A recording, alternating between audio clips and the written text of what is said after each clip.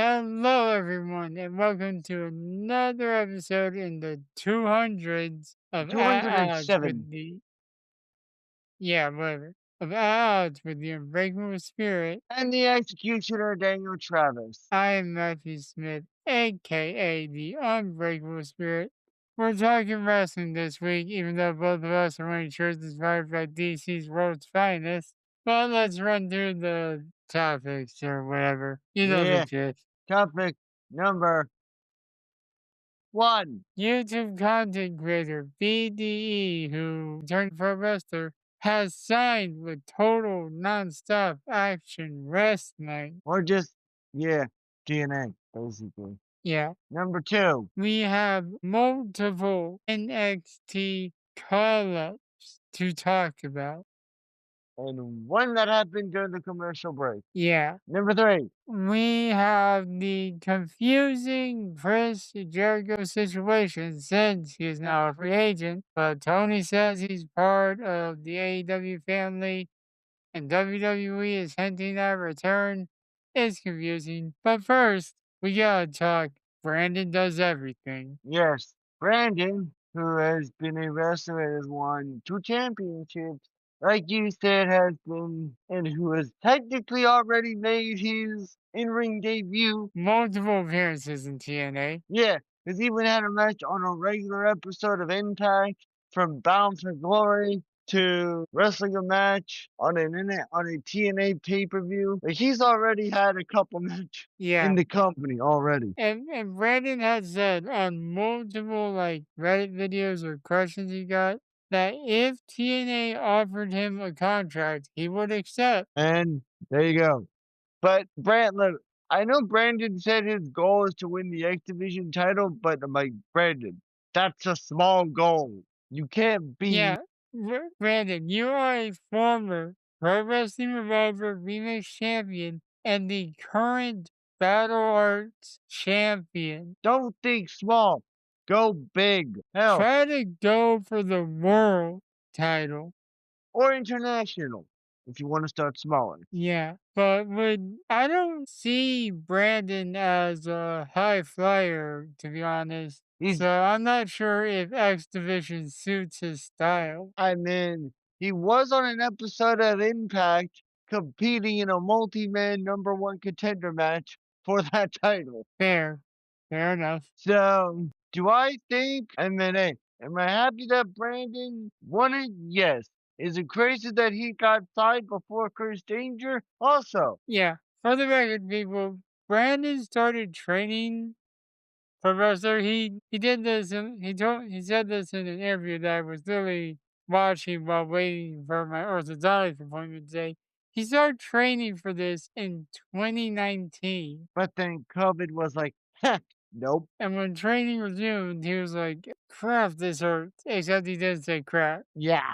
And I will say, random actually thing, actually on the topic of YouTube pro wrestlers, I've seen something that Logan Paul has signed a full-time deal. Oh, well, he's part of the vision, so that's not really surprising. Yeah. And honestly, I'm not sure why I was surprised that BD got signed by TNA. He said again in the previous Red video that TNA had put merch on their shop store for him when he was not under contract. Yeah. I mean, it's like, hey, it's like, hey, dude. And also, while you're signed with Impact, depending on how long it is that, hey, you could have a match on it. Yeah, You could be, for all we know, this is just a crazy theory, but you could be the guy to dethrone Ethan Page. yeah, you could. And we know BD's gonna be a first class pain in the butt for first class. Yeah, but overall, I mean, I'm just like, you got the timer going, right? Huh? Okay. But overall, I'm just like, hey, I'm glad he got signed to TNA, but I just hope that we you know, 'cause obviously we're gonna get some good matches with him because he's good. But Mhm. I just hope he just doesn't think just small in the being in Impact Wrestling. I don't think he will. He's just going to get his feet wet with the X division, even though I'm pretty sure Option C is not a thing anymore, and then move on to other stuff. Heck, I can even see him teaming with Leon Slater to go after the tag titles, maybe. Yeah, Like, think about some of the matches Brandon could have. He could have a match with one or both of the Hardy. that is true. And honestly, with Brandon signing with TNA, the sky is the limit, in my opinion. Yeah, I agree. I think that Brandon definitely has what it takes to, maybe to be an X Division champion. Maybe, hell, maybe he could even be a part of the, situation that is going on currently on NXT with what Yeah, Obafemi did. My yeah, final, and the timer just went for final thoughts. I just want to say I am excited to see what BDE does in TNA. And keep in mind, he debuted in TNA technically at their equivalent of WrestleMania. before he was even signed. Yeah. As for final thoughts, as of this recording, TNA is tonight. I'm excited to see how BDE transitions into the roster. Yes. My final thoughts are I hope Brandon, does well in Impact Wrestling and I hope he is a big part of their future. And I hope he even has a match on their debut episode on their new network in a Yeah, couple weeks. that's literally next week. Yeah. Anyways, we talked about BD on in TNA. Now we need to talk about calls from their partner company. We'll be right back with topic numero dos. See. One. Hello everybody, we are back with a topic number 2 NXT call-ups. Some okay, we're Multiple. really And some of them are pretty big names. yes. You got Trick Williams.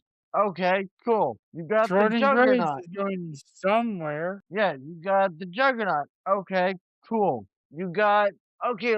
This needs to be talked about, but and then also you had Devon Getside. Yeah, the young OG signed his contract this past Monday on Raw during a commercial break when a match was already happening. Yeah, I'm sorry, but like if I was in the middle of a match, like if I was like 20 minutes into a match and I was like had like a headlock on my opponent and I looked over and saw my on-screen authority speakers like, hey, this guy got signed, just be like, now? Like, Yeah. okay. Can someone honestly, like seriously explain this to me?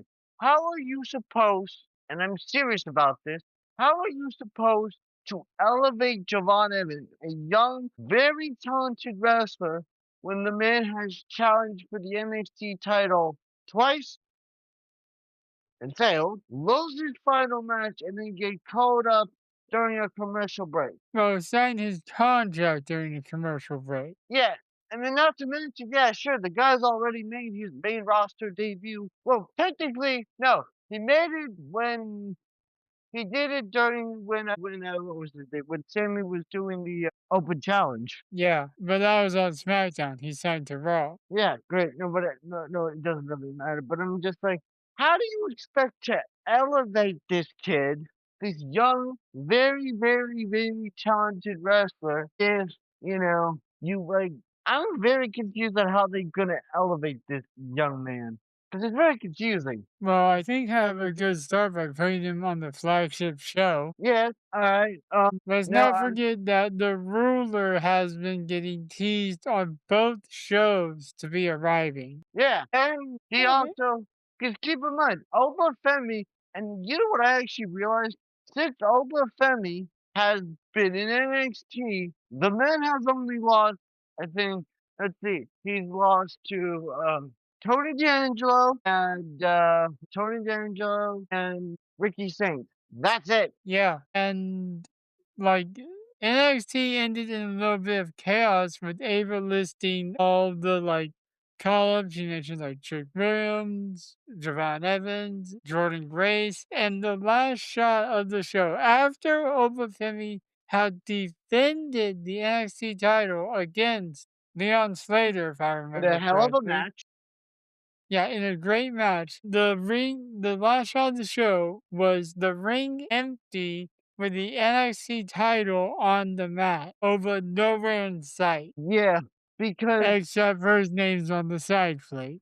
because I have heard this is something I have legitimately heard. I have heard that some higher ups in WWE have are considering Obafemi as the next big thing. So with that, I'm seeing a future match with Brock Lesnar where Ova beats him to claim the nickname of the next big thing. I mean, hey, because hey, I also heard something. This is something I've legitimately heard that Brock Lesnar wants a big opponent at WrestleMania this year. Hey, I mean, Ova fits the bill. Yeah, my honest thought is, look, like, okay, because let's talk about each one for a second. Javon Evans, man who didn't win any titles in NXT. Possible, We've talked about this in the past. Statistically, those people do better on the main roster. unless you're Brock. Yeah, or Seth Rollins or Kevin Owens. There are some exceptions, but more Yeah, often than not, if you're not champion NXT, you have a better career on the main roster. yeah.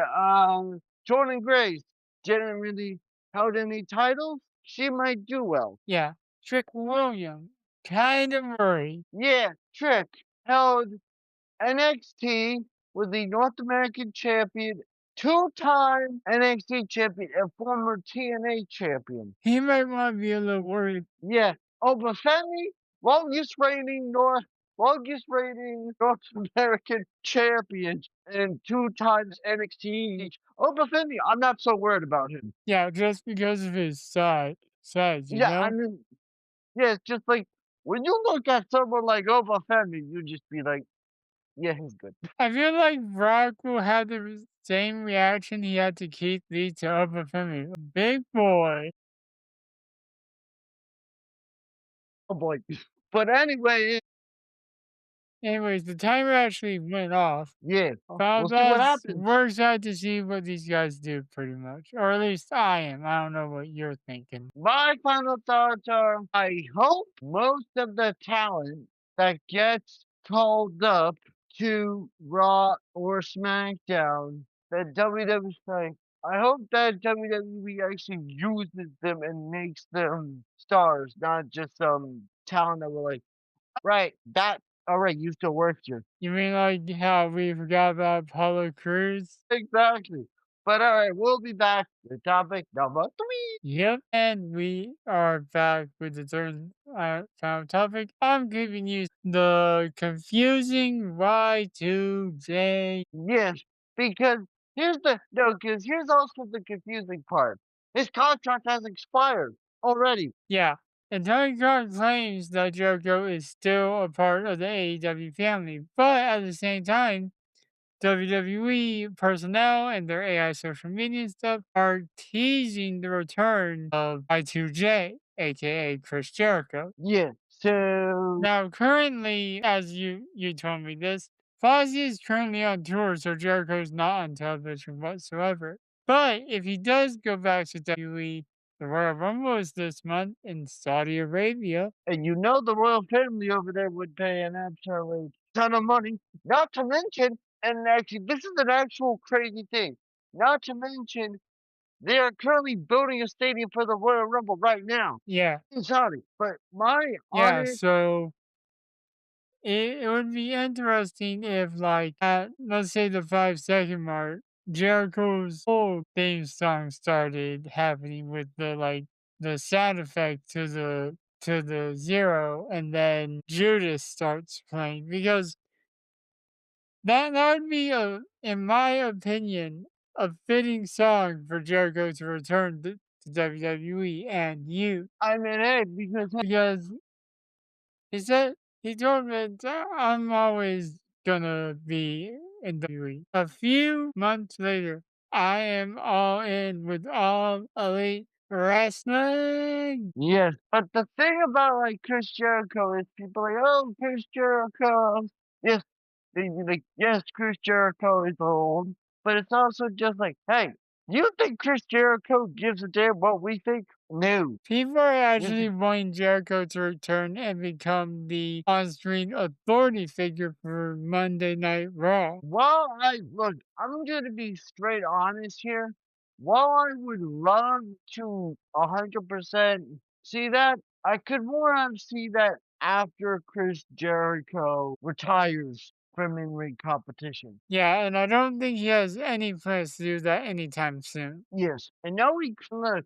My honest, what was your thoughts about like? Do you honestly think like what's your thought about this whole Chris Jericho situation? The whole Chris Jericho situation, I personally think is confusing, and we're not gonna get any answers from Jericho because, like I said earlier, Fozzy is on tour. They're in a different city, like each week or night, maybe. But also, like, Who knows when we're gonna get answers? but also, And yeah, but also at the same time, like I'm just gonna be honest. I don't really take anything Tony like.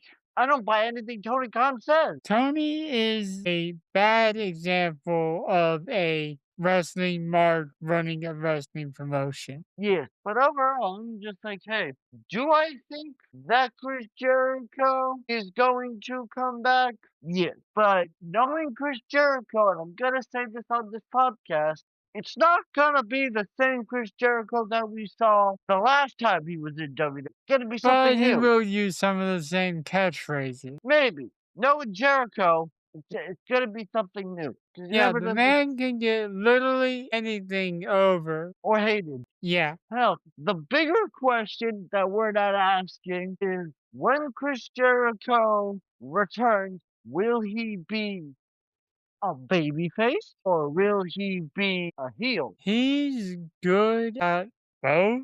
But when I started wrestling, Jericho was a, or when I start, sorry, let me start over. When I started watching wrestling, he was a heel, and I enjoy his work more as a heel rather than a face. Yes. Do I personally Another think question we're not asking, is what Raw or SmackDown? or is Jericho just gonna be like, I don't give a crap? Or is Chris Jericho just Yeah, gonna be he like could be on a Legends deal and be able to appear on both shows. he's like, I'll do both. Yeah, but we will find out on like what, the 25th or something. Whatever, yeah. Who knows? Anyways, that's all the time we have. We'll be back next week with more debates and discussions, though it'll obviously be superheroes. Until then, Executioner and the Unbreakable Spirit will still be at odds.